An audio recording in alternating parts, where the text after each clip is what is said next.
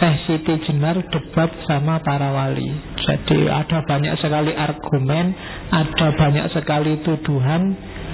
Syekh Siti Jenar nggak telaten, terlalu banyak variasi tafsir. Terus dia mengkasih kata, marilah kita bicara yang terus terang. Ini tak terjemah bahasa Indonesia ya, kalau Jawa kayak tadi kamu pening. Ya, ingsun ini Allah, akulah Allah itu, akulah yang disebut Prabu Satmata. Tidak ada lain yang bernama Allah. Saya menyampaikan ilmu tertinggi yang membahas ketunggalan. Ini bukan badan. Jadi aku itu yang tak maksud bukan badan ini. Selamanya bukan, karena badan itu tidak ada. Yang kita bicarakan ialah ilmu sejati. Dan untuk semua orang kita membuka tabir. Jadi ini setelah diskusi panjang dengan para wali, dia jengkel. Iya wis, yang bilang ingsun Allah, ya wis akulah Allah. Tapi aku bukan badan ini. Jadi yang sejati, yang Allah itu bukan badan ini. Ini wadah fisik. Jadi katanya Siti Jenar, ilmu ini nanti yang tak ungkap ke masyarakat, buka tabir. Jadi para wali ditantang, yang kayak gini salah nggak? Maksudnya gitu kan. Isinya yang diajarkan salah nggak? Itu kan mungkin maunya saya Siti Jenar. Lah kalau yang tak ajarkan benar, ngapain semua marah? Kecuali aku ngajarin yang salah. Kalau hanya salah, misalnya mereka itu orang awam, gak nyampe, sombong sekali kita. Kamu merasa lebih tinggi, padahal yang diajarkan saya Siti Jenar pada santri-santri pengajiannya, manusia itu egaliter. Saya Siti Jenar yang berani pakai kalimat ingsun untuk diri sendiri, zaman itu luar biasa. Zaman itu orang biasa itu bolehnya bukan pakai ingsun, tapi pakai kawulo. Kalau di Jawa sekarang jadi kulo, ya kan? Yang berhak pakai kata ingsun itu raja. Jadi ingsun, pukulun dan seterusnya. Dan Syekh Siti Jenar peduli amat dengan semua itu. Bagi dia setiap manusia sejajar, egaliter. Pereklah dengan ingsun yang hanya untuk raja itu. Kalau kamu mau bilang ingsun, bilang aja ingsun aku. Tidak harus kawulo. Kalau kawulo itu kan hamba. Tidak ada raja dan hamba di dunia ini. Kita sejajar. Di atas kita hanya Allah. Itu yang diajarkan di Lemah Abang. Dan ini kan yang bikin telinganya raja panas. Masa itu kemarin kata-kata milikku sekarang mau dipakai semua orang. Jadi rebutan kata, ya kan? Kemarin kan juga ada rebutan kata-kata Allah itu kan, di Malaysia, yang oleh pengadilan diputuskan kata Allah itu hak miliknya orang Islam. Yang Kristen jangan berani-berani pakai kata Allah. Itu kan gitu keputusannya di Singapura. Persis di era ini. Simbol-simbol arogansi, simbol-simbol perbudakan, simbol-simbol hierarki manusia dan penindasan manusia atas manusia. Dia mengkritik feodalisme zaman itu. Lah kok para wali mau saja disuruh bersidang, ya lagi-lagi urusan politik. Wali juga punya, mereka juga punya strategi dakwahnya masing-masing. Nanti Siti Jenar dianggap, wah ini ngerusak proyek kita nih, kan gitu. Kita sudah punya proyek bagus-bagus ya, sekarang dicegati dengan sasahidan. Terus jadi kalau kemarin Syekh Siti Jenar ana al-haq, maka al-halaj ana al-haq, Syekh Siti Jenar kalimat yang terkenal adalah ya ingsun iki Allah. Argumennya apa? Ya persis kayak al-halaj kemarin. Jadi aku itu, yang punya aku itu hanya Allah. Bukan diri manusiaku yang ditunjuk, tapi Allah yang ada dalam diriku. Kalau ada yang bantah, loh Allah kok ada dalam dirinya manusia? Terus Allah harusnya ada di mana? Kita kan yakin bahwa Allah itu muhit itu ada di mana-mana. Dia meliputi segala sesuatu. Jangankan dalam diri manusia, di setiap makhluk ciptaannya, di sana ada Allah. Kamu tidak akan berani bilang di sini ada Allah, enggak. Kamu bilang tidak ada juga susah, bilang ada juga susah. Itulah Allah, itulah, lihatin. Nah, kamu kan enggak berani. Padahal kita punya pandangan bahwa innallaha bikulli syai'in muhit. Muhit itu meliputi segala sesuatu. Dunia ini ada di dalam Allah. Maka kalau orang bilang Allah dalam diriku, bukan sesuatu yang tidak masuk akal. Bahkan banyak sekali ayat yang mengisyaratkan ke sana. Ya termasuk tadi wa ana aqrabu ilaihi min hablil warid. Allah itu lebih dekat daripada urat nadi yang di leher ini. Jadi Allah lebih dekat padamu dibandingkan nyawamu sendiri. Sama nyawa kamu bisa putus, tapi sama Allah tidak bisa. Kan kalau ada orang mati, nyawanya putus sih. Kan ada yang gitu. Tapi sama Allah tidak bisa, karena Allah lebih dekat denganmu. Cuma kita nggak sadar. Kita itu merasa sosok pribadi yang mandiri, kita di sini dan Allah di sana. Kan kita mikirnya gitu. Makanya kalau berdoa terus kamu ndangak luar biasa gini kan, sambil ya Allah minta ke atas. Ya tidak apa-apa sih, asal lebih khusyuk dibandingkan yang tidak konsentrasi. Sambil doa tidak konsentrasi, kadang tangannya gini-gini, amin. Padahal doa itu minta, kamu minta tapi nggak serius gitu ya. Nanti jangan-jangan malaikatnya tersinggung. Minta apa tuh kamu itu? Minta kok sambil doanya hafalan lagi. Karena ada kamu tiap hari doamu kan hafalan. Jadi malaikat itu mesti ala wis tahu podo. Ya kan? Hafalan ora jelas. Tidak ada penghayatan. Iya. Oke, nanti diketawain itu sama Sesi Channel di belakang nanti ada. Jadi yo ingsun iki Allah. Dan memang karena ada hadits qudsi yang bilang di situ, ana kanzun mahfiyun fauridu an u'rafa fa khalaqtul khalqa fabi arafuni. Jadi aku itu khazanah tersembunyi. Sebelum ada makhluk satupun, ya Allah nggak dikenal.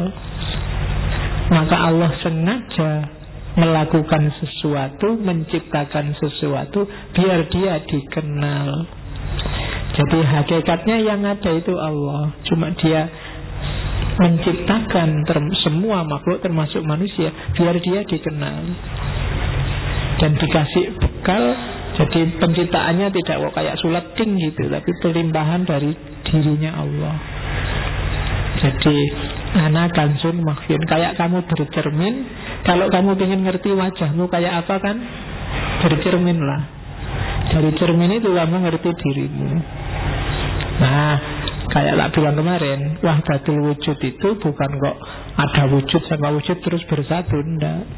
Ada wujud yang sejati, yang lain itu hanya cerminan dari wujud yang sejati itu. Kalau semua ruangan di masjid ini dari kaca, kamu ada di tengah-tengah, wujud yang sejati kan kamu yang ada di tengah-tengah masjid itu. Gambar yang mantul di semua kaca, itulah makhluk. Semuanya representasi Allah, semuanya perwujudan dari Allah, meskipun mungkin tidak lengkap.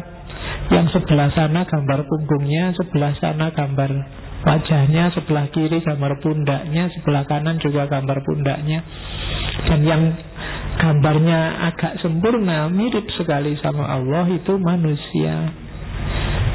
Bukan gambar fisik loh ya, tapi gambar rohaninya.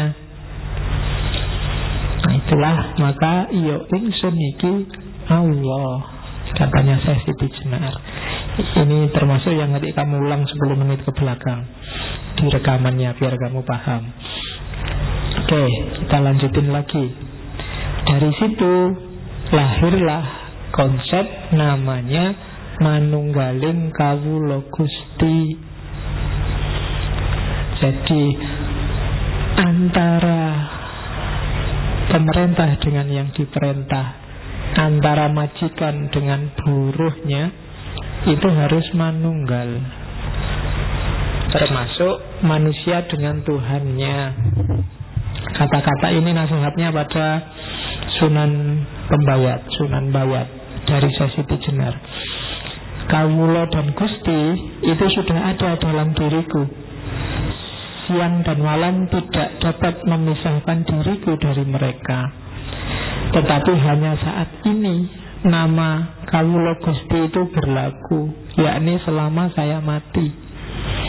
Diingat-ingat ya, di serat-serat, di babat, kalau ketemu kalimatnya Sesiti Jenar, kalau dia ngomong saya mati, itu sebenarnya kebalikannya. Karena alam hidup ini bagi Sesiti Jenar alam kematian. Alam kematian besok itu justru yang hidup sebenarnya. Jadi saat ini nama Kawula Gusti itu berlaku, yakni selama saya mati. Jadi saat kita hidup di dunia ini masihlah kita boleh ngomong manunggal antara Kawula dan Gusti. Tapi nanti setelah mati tidak ada lagi dikotomi Kawula dan Gusti. Kita masih Kawula kan karena kita masih terjebak oleh tanah merah ini. Kita masih terjebak oleh fisik. Begitu besok kita terbebas dari kungkungan fisik, ya kita hidup yang sejati. Dan itu tidak ada lagi dikotomi Kawula dan Gusti, karena kita sudah ilaihi roji'un, kembali pada yang sejati, kembali pada Allah. Tidak ada lagi keterpisahan, kecuali nafas yang tidak mutmainnah, itu yang tidak bisa langsung ilaihi roji'un, harus diperbaiki lagi. Oke, terus nanti kalau saya sudah hidup lagi, Gusti dan Kawula lenyap. Yang tinggal hanya hidupku, ketentraman langgeng dalam ada sendiri. Jadi sekarang filsafat hulul ittihad manunggaling Kawula Gusti itu laku. Tapi besok tidak ada gunanya, wong sudah jadi satu. Sekarang masih bilang anak al-haq, yo ingsun Gusti Allah. Itu sebenarnya masih, saya bilang tadi, masih rasanya ada jarak, masih fana, belum fana fil fana. Tapi besok di kehidupan yang sejati, ya lenyap yang sejati. Kalau bahasa Buddha namanya nirwana. Oke. Hei Pangeran Bayat, bila kau belum menyadari kebenaran kata-kataku, maka dengan tepat dapat dikatakan bahwa kau masih terbenam dalam masa kematian. Di sini memang banyak hiburan, aneka warna, lebih banyak lagi hal-hal yang menimbulkan hawa nafsu. Tapi kau tidak melihat bahwa itu hanya akibat panca indera. Itu hanya impian yang sama sekali tidak mengandung kebenaran dan sebentar lagi akan lenyap. Gilalah orang yang terikat padanya. Tidak seperti Sesiti Jenar. Saya tidak merasa tertarik, tak sudi tersesat dalam kerajaan kematian. Satu-satunya yang kuusahakan ialah kembali kepada kehidupan. Jadi ini ya makomnya memang sudah tinggi. Ya tidak usah diukur sama kalian, masih panjang jalanmu. Ya syukur-syukur sedikit-sedikit.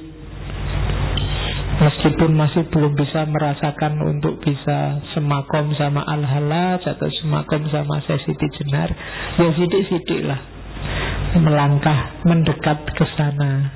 Karena memang hidup kita kan harus muter dari nalillahi wa inna ilaihi tadi. Kita harus kembali ke Allah. Jadi saya selalu bilang di banyak kesempatan, apapun yang kita lakukan, apapun yang kita ucapkan, ilmu apapun yang kita dapatkan, harusnya bisa selangkah atau setengah langkah atau seperempat langkah semakin dekat pada Allah. Jadi tidak boleh ada yang bikin kita malah semakin jauh. Apa-apa yang diingat Allah. Mau minum pun harus bismillah dulu, ingat Allah.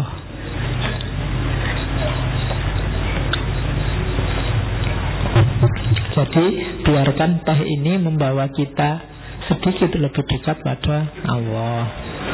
Dulu kan harus gitu, apapun harus begitu.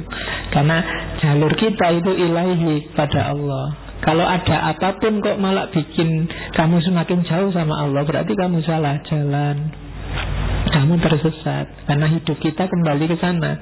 Kalau kamu semakin menjauh, berarti kamu sedang salah jalan. Cepet-cepet balik, kan gitu. Jadi kiblatnya tetap pada Allah. Sampai akhirnya syukur-syukur kamu bisa lari cepat kayak para wali, dan sebelum kamu meninggalkan dunia ini bisa bersatu, bisa akrab. Level kita kan akrab aja ya, bisa dekat, mukorobah kalau bahasanya para sufi sama Allah. Oke, jadi itu namanya manunggal. Hidup kita prosesnya ke sana, jangan ada yang sampai lupa. Jadi dunia ini persinggahan sementara, atau sebenarnya bukan persinggahan. Jadi ini ya jalan kita. Kalau persinggahan itu kan kamu berhenti sebentar, nggak usah berhenti, jalan aja terus. Kalau butuh makan ya beli di perjalanan, kalau butuh minum beli di perjalanan. Nggak usah mampir lagi, umur kita nggak panjang. Kan kalau orang Jawa urip itu mampir ngombe. Sudahlah, nggak usah pakai mampir. Sekarang di kereta juga bisa beli minuman, di pesawat juga beli minuman. Nggak pakai mampir untuk ngombe. Jadi sambil jalan. Bahkan minum itu juga rangkaian perjalanan kita. Oke, itu ajarannya para sufi. Terus satu hal yang khas dari Syekh Jenar, jadi dia punya strategi sendiri untuk membangkitkan kesadaran religius orang Jawa. Jadi Syekh Jenar itu di banyak serat nanti punya banyak sekali jenis sahadat. Kalau kamu kan sahabatnya cuma satu, asyhadu alla ilaha illallah wa asyhadu anna muhammadar rasulullah. Itu pun cuma kamu ucapkan, tidak pernah dihayati. Itu kan cuma di bibir kan, tidak pernah. Jadi yang sahabat mulutmu, rohmu belum sahadat, hidupmu belum sahadat. Di catatan saya itu ada namanya sahadat sekarat, ada sahadat paleburan, ada sahabat sejati, ada sahabat sekarat wiwitaning pati, ada sahabat sekarat hati atau sahabat Nur Muhammad, ada sahabat panetep panotogomo, ada sahabat pecating nyowo, dan seterusnya. Dan itu nanti isinya beda-beda. Saya nggak sempat kalau tak taruh satu-satu di sini kamu nanti malah bingung. Sahabatmu tetap itu aja, tapi dengan gawanya Syekh Jenar. Jadi menurut Syekh Jenar, sahabat itu adalah kondisi roh, bukan sekedar ucapan lisan. Jadi bukan hanya lisan, rohnya ikut, yang lahir dari akal, akalnya ikut, dan hatinya ikut. Dan gak harus bahasa Arab. Hampir semua sahabatnya campuran, susunannya Arab dan Jawa, biar murid-muridnya ngerti. Jadi sahabatnya rohnya. Hidupmu itu harus melambangkan sahadat. Berarti Allah nomor satu, Rasul panutanmu yang utama. Jadi tunjukkanlah bahwa kamu sehari-hari itu percaya Allah itu ada. Kalau kamu galau, sumpek, stres, itu menunjukkan kamu tidak terlalu percaya bahwa Allah itu ada. Kalau kamu nakal, mursal, sakarepmu dhewe, itu juga menunjukkan kamu tidak percaya bahwa Allah itu ada. Kamu belum sahadat. Jadi sahadat itu ada dalam kondisimu yang percaya 100% bahwa Allah itu ada dan main dalam hidupmu. Selama ini mungkin kamu hanya yakin Allah itu ada, tapi bahwa Allah bermain dalam hidupmu itu biasanya agak timbul dan tenggelam. Kalau pas lagi sumpah itu baru kamu ya Allah sedikit. Tapi kalau lagi seneng enggak, kalau lagi biasa-biasa enggak. Jadi apa? Berarti kesadaranmu timbul tenggelam. Kamu belum bersahadat. Karena ada ceritanya muridnya Sunan Kalijogo, aslinya muridnya Sunan Bonang, terus nyebrang jadi muridnya Sunan Kalijogo, namanya Syekh Janggung, yang begitu diuji sahadat. Jadi satu ketika Sunan Bonang uji santri-santrinya untuk sahadat, yang lain fase-fase semua sahadatnya. Syekh Janggung ini, ayo giliranmu Syekh Janggung sahadat. Dia tidak baca sahadat, tapi terus keluar, naik pohon yang paling tinggi, terus menjatuhkan diri ke bawah dan selamat. Nah, ya kan? Jadi itu sebenarnya dia ingin menunjukkan pada gurunya, saya yakin 100% Allah itu ada. Kalau belum waktunya mati, ya tidak mati. Kalau mati, ya memang sudah waktunya. Ayo, kamu berani nggak kayak gitu? Ya kan? Nanti di depan itu kan ada pohon besar itu. Saya percaya Allah itu ada. Kalau belum waktunya, ya enggak. Kalau sudah waktunya mau menghindar kayak apapun, ya enggak akan menghindar. Kenapa kamu nggak berani sekarang? Karena memang belum waktunya, Pak. Kan gitu. Oke, jadi itu namanya sahadat roh. Jadi rohmu yang sahadat, maka hidupmu coraknya sahadat tadi. Kalau ada masalah apapun, nggak usah galau, Allah masih ada. Kalau kamu sedang bahagia karena apapun juga, nggak usah berlebihan. Kamu dapat pujian banyak orang juga, nggak usah gaya. Yang layak dipuji Allah. Kalau kamu bisa sebagus itu sehingga dipuji orang, itu kan karena izinnya Allah. Kamu dipinjemi beberapa kualitas bagus oleh Allah. Maka jangan bosen-bosen bilang alhamdulillah. Semua yang kamu nikmati sekarang itu emangnya hasil karyamu. Kalau kamu pinter, pikiranmu kan sebenarnya dapat pancaran nur dari Allah. Kalau kamu cakep, itu dulu yang merancang dirimu kan juga Allah. Ayah ibumu gak merancang. Tiba-tiba kamu lahir jadi cakep. Kalau kamu merasa jelek, itu kamu mikirnya kurang panjang. Pasti cakep. Apa ada orang jelek? Kan gak ada. Cakep dan jelek itu kan urusan standar, bukan urusan hakikat. Jadi kalau standar itu kan bisa, tiap orang punya standar beda-beda. Yang kamu anggap jelek, ya siapa ngerti bagi yang lain sangat jelek. Oke, enggak seperti yang lain bagus. Ya, oke, ya. Dan lagian itu kan kalau fisik kan katanya saya sudah benar, fisik itu apa? Itu cuma bangkai, itu cuma mayat. Hakikatnya fisik memang bangkai. Ketika dia ditinggal roh, ya kembali ke asalnya bangkai. Jangankan nunggu sehari, 1 jam aja. Secakap apapun orang, kalau rohnya sudah pergi, siapa berani mendekat? Ya kan? Sopo lah yang kamu anggap paling cakep. Innalillahi pengumuman misalnya, semalam aja lah kamu temani, terserah di kamar hotel paling mahal kayak gimana, kalau mau. Itu menunjukkan bahwa hakikatnya fisik itu bangkai, kayak katanya Syekh Siti Jenar. Jadi sahabat, hidupmu harus bersahabat. Bahasa lainnya bertauhid. Allah harus nomor 1 dalam hidupmu. Nanti hidupmu akan tenang. Kalau yang sahabat cuma mulutmu, ya tidak ada gunanya. Sama kan dengan yang sholat cuma tubuhmu, yang puasa cuma perutmu, yang zakat cuma dompetmu, dan yang haji cuma fisikmu, tidak ada nilainya. Orang tidak Islam juga bisa kayak gitu. Oke, terus sholat. Ini juga dikritik habis-habisan oleh Syekh Siti Jenar.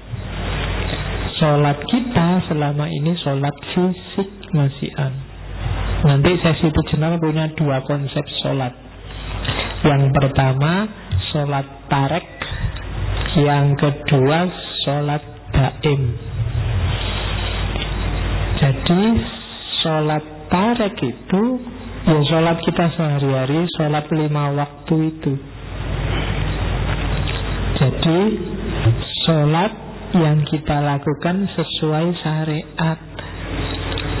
Itu namanya sholat tarek. Iya, harus kita lakukan sesuai makom kita. Cuma ini sholat yang beneran. Tujuannya sholat ya melepaskan kita dari dunia kematian, dunia fisik, dunia jasmania. Makanya di Al-Quran kan ada sholat itu tanha anil fahsya wal munkar. Segala yang kotor dan keji, termasuk dunia fisik, itu akan mencegah kita karena sholat. Jadi sholat tarek itu bukan sholat olahraga yang kita lakukan tiap hari itu, tapi sholat yang hakikatnya kena. Kalau sholat kita semacam ini, kita akan terbebas dari alam kematian, alam duniawi. Kalau kita sudah bebas dari alam duniawi ini, kita nggak terikat lagi oleh dunia, kita akan masuk ke level sholat yang lebih atas, yaitu sholat daim. Sholat daim itu batin kita selalu dalam posisi dan kondisi sholat, kapanpun dan dimanapun. Jadi iya, fisiknya sholat, syariatnya memang ada, tapi intinya sholat kan tidak sholat untuk sholat. Nah, kalau sholat kita bagus, kita akan masuk jenjang sholat lebih tinggi. Jadi kita akan tanha anil fasa wal mungkar terus, karena sholat kita sholat daim, bukan sholat di masjid jamaah terus pulang kembali ke asal. Dan kita sering gitu. Kalau biasa nih jamaah sih jamaah, tapi yo keluar dari masjid aslinya kelihatan, sandal hilang. Iya, kan gitu. Sholat sih rajin, tapi korupsi juga rajin, tidak apa-apa, dosa kecil. Nanti rontok sendiri kan gitu kamu. Pacaran jalan terus, kemudian maksiat jalan, dosa kecil, nanti dengan sholat rontok. Tidak mungkin sholatmu naik level kalau kayak gini. Sholatmu ada yang salah. Jadi maka Al-Quran itu nggak nyuruh kamu melakukan sholat kan, tapi menegakkan sholat. Menegakkan sholat itu berarti apa? Hidupmu harus tegak dengan dan karena sholat. Ini yang agak berat sebenarnya. Selama ini kita masih menjalankan sholat. Itu yang bikin saya Siti Jenar ketawa. Diketawain bareng-bareng sama murid-muridnya. Kalau bisa kita naik sampai level sholat daim. Sholat daim itu batin kita selalu dalam posisi sujud, dalam posisi sholat. Sholat itu kan kita merasa berhadapan sama Allah. Dalam sholat daim berarti batin kita selalu ada Allah di situ yang kita sujudi dalam kondisi apapun kita. Nah, ini yang agak berat. Tidak gampang. Kamu ngaji, kamu sebenarnya duduk, tapi batinmu selalu sujud pada Allah. Allah selalu ada di hadapanmu.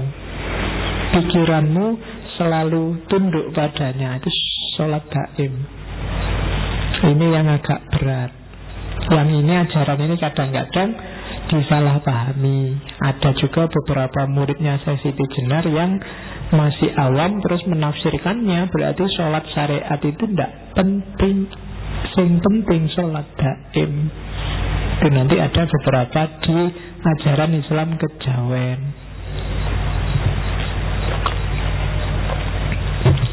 Jadi yang penting batinnya. Akhirnya maunya sholat daim aja, yang syariatnya ndak. Itu mungkin salah satu yang diprihatinkan para wali, karena memang orang belum makomnya untuk diajari yang gini-gini. Kalian aja kan juga ngomong-ngomong nih, sing kepingin nih sholatmu masih bolong-bolong, ngerti sholat daim. Sing penting kan batinnya. Ngapain sholat utuh 5 waktu aja? Yang bahaya di situ. Kalau dari ngaji ini kesimpulanmu begitu, berarti ngaji ini melakukan kesalahan yang sama dengan saya Siti Jenar beberapa waktu yang lalu. Yang menangkapnya kamu harus lebih cerdas dari yang awam. Berarti apa? Fisikmu, syariatmu jadikan kendaraan untuk menuju batin. Orang tidak bisa ujuk-ujuk masuk ke batin. Harus ada manifestasi fisiknya. Tidak bisa kamu hanya jatuh cinta saja. Kamu juga harus bilang I love you, antar jemput, apel, SM. Kan harus itu juga. Kalau cuma batinnya aja buat apa?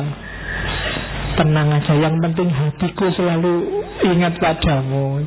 Tapi disuruh jemput tidak mau, di WA nggak pernah balas, disuruh meraktir alasan terus. Berdoain namanya, ya kan?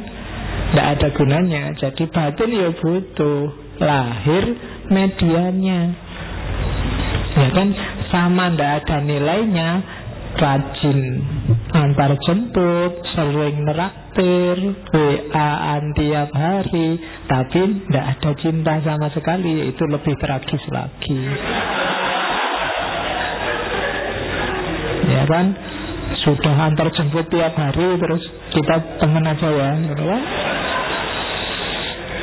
ya wis, nasibmu itu. Oke. Nah, positioningnya sholat daim dan ajaran-ajaran sufi kan di situ. Orang terus yang nangkep jadinya salah paham, syariatnya ditinggal. Yang penting eling hatinya selesai. Nah, itu problem. Oke. Itu potongan dari seratnya Siti Jenar. Pada waktu saya sholat, budi saya mencuri. Pada waktu saya zikir, budi saya melepaskan hati, menaruh hati pada seseorang. Kadang-kadang menginginkan keduniaan yang banyak. Itu kalau aku yang tanah ini. Lain dengan zat Allah yang bersama diriku. Nah, saya inilah yang maha suci, zat Maulana yang nyata, yang tidak dapat dipikirkan dan tidak dapat dibayangkan. Jadi sholat yang hanya fisik itu bisa jadi pada waktu saya sholat budi saya mencuri. Ya kayak tadi, sholatnya khusyuk tapi sandal hilang, kotak masjid kadang-kadang juga bisa hilang, ya kan? Pada waktu saya zikir, budi saya melepaskan hati, pikirnya hanya di mulut, la ilaha illallah 100 kali, tapi hidupnya sama sekali tidak la ilaha illallah. Sangat banyak yang kamu pertuhankan selain Allah. Itu berarti apa? Budimu melepaskan hati, menaruh hati pada seseorang. Kadang menginginkan keduniaan yang banyak, ingin kaya, terus kamu banyak-banyak baca surat Al-Kahfi, baca surat Al-Mulk, baca. Tujuannya apa? Biar kaya. Itu eman-eman. Itu loh. Dengan kahfimu sebenarnya targetnya sangat duniawi. Itu yang diprihatinkan oleh Siti Jenar. Capek-capek sholat, akhirnya cuma berdoa, ya Allah, jodoh saya dekatkanlah. Eman kalau hanya cuma minta itu. Allah bisa ngasih jauh lebih dahsyat dan lebih besar daripada itu. Itu yang dinasihatkan oleh Siti Jenar. Oke, kita tidak ngerti dari mana dan akan kemana, maka kita melenceng jalurnya. Harusnya tetap ilahi, cuma Allah sudah ngasih banyak sekali kendaraan. Kalau kamu pengen ketemu aku pakai sholat, pengen hartamu bersih bisa dekat sama aku pakai zakat. Cuma kendaraan-kendaraan ini tidak kita pakai untuk jalan menuju Allah, tapi jalan menuju dunia. Itu yang diprihatinkan oleh Siti Jenar. Gimana agama kok jadi alat untuk dunia? Problemnya di situ. Sama juga puasa, zakat, haji. Itu ada kalimatnya panjang. Sahabat, sholat, dan puasa itu sesuatu yang tidak diinginkan, jadi tidak perlu. Adapun zakat dan naik haji ke Mekah, itu semua omong kosong, palsu kabeh. itu seluruhnya kedurjanaan budi, penipuan terhadap sesama manusia. Orang-orang dulu yang menuruti aulia karena diberi harapan surga di kelak kemudian hari, itu sesungguhnya keduanya orang yang tidak tahu, baik aulianya maupun orang-orangnya. Lain dengan saya, Siti Jenar. Tidak pernah saya menuruti perintah budi, maksudnya perintah akal, bersujud-sujud di masjid mengenakan jubah. Pahalanya besok saja, bila dahi sudah menjadi tebal, kepala berbelulang. Sesungguhnya ini tidak masuk akal. Di dunia ini semua manusia sama. Mereka semua mengalami suka duka, menderita sakit dan duka nestapa. Tiada beda satu dengan yang lain.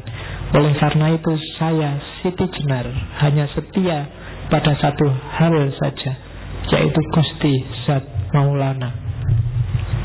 Jadi bagi Siti Jenar, semua ibadah yang tidak demi Zat Maulana itu palsu, ketertipuan budi. Bahasanya dia kedurjanaan budi, akal yang durjana, akal yang jahat, menyelewengkanmu dari yang hakiki. Jadi kamu setia, kamu mengabdi pada yang selain Allah, termasuk surga. Surga itu tipuan, katanya Siti Jenar. Itu permen untuk anak kecil, ya kan? Kayak adikmu salat yuk, nanti tak kasih permen, itu surga. Jadi jangan berhenti di situ. Kita itu yang saya bilang tadi, inna lillahi wa inna ilaihi, hinya Allah, bukan jannah. Jadi surga neraka bukan itu. Kalau ada aulia meyakini itu, katanya Siti Jenar, baik aulianya maupun umatnya itu sama-sama tidak tahu. Ya tak tulis tidak tahu, karena kalau pakai bahasa Jawa yang itu kasar. Ya bahasa Jawa ini gak ngerti itu kan bodoh. Kalau bodoh kan gak enak, mungkin goblok lebih halus. Ya, jadi Siti Jenar mengkritik itu. Jangan suka dengan yang kepalsuan deh. Emangnya Allah butuh sholatmu, butuh zakatmu, butuh hajimu? Kan enggak. Kamu yang butuh. Butuhnya untuk apa? Untuk mendekat ke Allah, menemukan kesejatian. Karena kesejatian hidup kita itu Allah. Begitu ketemu Allah, semua yang lain enggak penting lagi, termasuk dirimu sendiri. Maka kalau ada yang tanya, kamu di mana? Tidak ada. Yang ada hanya Allah. Makanya kan ada cerita waktu Sultan Trenggono ngirim utusan ke Pengging. Pengging itu tempatnya, pusatnya kajiannya Siti Jenar dengan muridnya. Siti Jenar dipanggil para wali dan sultan. Jawabannya Siti Jenar nggak ada, yang ada Allah. Besoknya lagi disuruh balik. Ya kalau gitu Allah dipanggil para wali. Datang lagi utusnya, Syekh, Allah dipanggil para wali. Jawabannya Siti Jenar, Allah nggak ada, yang ada Siti Jenar. Wali-wali stres pokoknya, susah Siti Jenar ya. Susah. Akhirnya ya wis lah, dipanggil semua. Allah dan Siti Jenar dipanggil ngadep para wali. Akhirnya menghadap. Ya, ya dari Pengging ke Demak, ya lumayan. Pengging itu kan di sekarang daerah sekitar Boyolali situ. Saya lupa daerah-daerah Manyudono situ, kecamatan situ. Itu dulu Pengging. Yang ada di situ muridnya Siti Jenar, Ki Ageng Pengging kedua, Pengging Anom. Kalau Pengging Sepuh itu putranya Brawijaya Pamungkas, Pangeran Handayaningrat, dikenal sebagai Ki Ageng Pengging Sepuh. Yang yang waktu perang antara Demak dan Mojopahit dia tewas oleh Sunan Nguntung tadi. Sunan Nguntung itu putranya Syekh Ali Murtado, dan dia punya anak 3, Kebo Kenongo yang nomor 3, yang nomor 2 Kebo Kanigoro, yang nomor 1 perempuan. Yang Kebo Kenongo ini nanti yang jadi Ki Ageng Pengging Anom. Kakaknya Kebo Kanigoro itu meninggal ketika tirakatan di Gunung Merapi. Yang suka ceritanya Esa Mintarja, Nogo Sosro Sabu Inten, nanti akan banyak ketemu Kebo Kanigoro ini yang ngomong Joko Tingkir, Mas Karebet. Dan Kebo Kenongo Pengging Anom ini kan nanti yang punya anak Mas Karebet, Joko Tingkir dalam sejarahnya. Dan beliau juga nanti tewas mirip kayak gurunya, jadi karena tidak mau dipanggil menghadap ke Demak. Oke. Terus itu sejarah sebenarnya. Yang selanjutnya,